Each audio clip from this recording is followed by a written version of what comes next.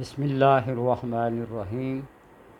الصلاۃ والسلام علیک یا رسول اللہ وعلی آلک و صحابک یا حبیب اللہ۔ اللہ صلی علی محمد وعلی آل محمد صلی اللہ علیہ یا محمد نور من نور اللہ۔ اللہ تبارک و تعالی نے بعض ارواح کو، بعض روحوں کو انسان کی مدد اور استعانت کے لیے مقرر فرمایا ہوا ہے۔ وہ جا بجا سیر کر رہی ہوتی ہیں۔ انسان جب بھی کسی مشکل مصیبت تکلیف میں ہوتا ہے تو وہ اس کی غائبانہ طور پر یا ظاہری طور پر حاضر ہو کر اس کی استعانت اور مدد کرتے ہیں۔ کوئی اس چیز کو مانے یا نہ مانے، جب انسان کے ساتھ خود یہ واقعہ پیش آتا ہے تو پھر پتہ چلتا ہے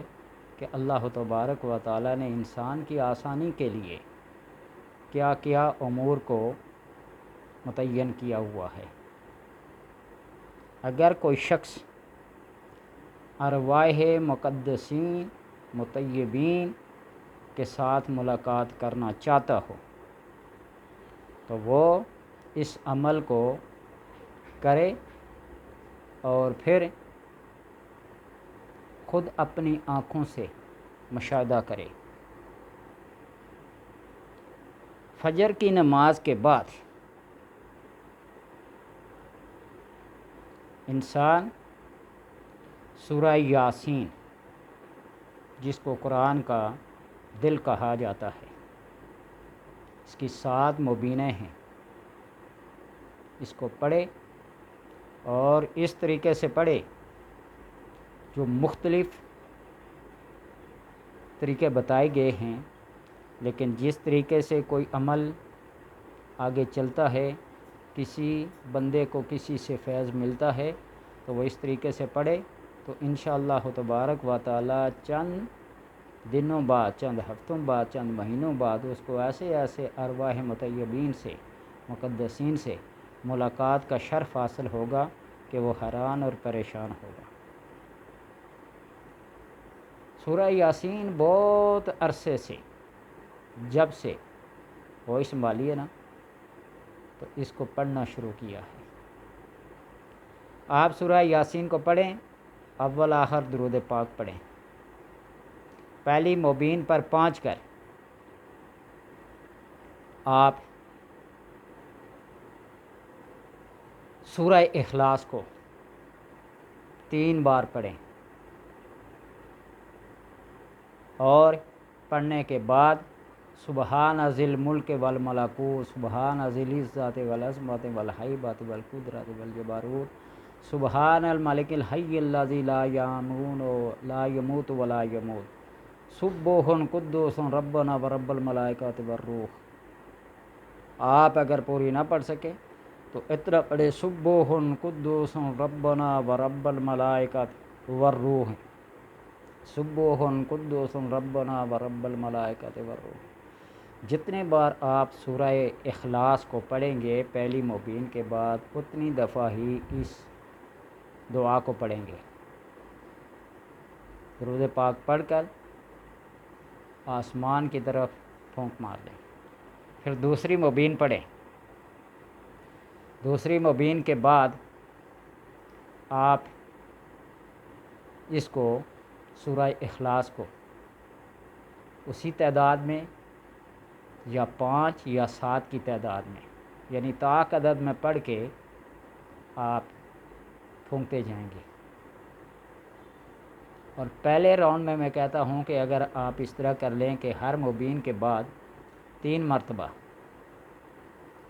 سورہ اخلاص اور سبوح قدوس ربنا ورب الملائکۃ والروح 3 بار پڑھ کر آسمان کی طرف پھونک مار کر آپ 7 مبینیں اس طرح مکمل کریں، اور پھر دوسرا راؤنڈ جب ہوگا تو اس میں 7 بار سورہ اخلاص کو پڑھیں، اور پھر آخری میں 7 دن کا راؤنڈ رکھ لیں، 11 دن کا رکھیں،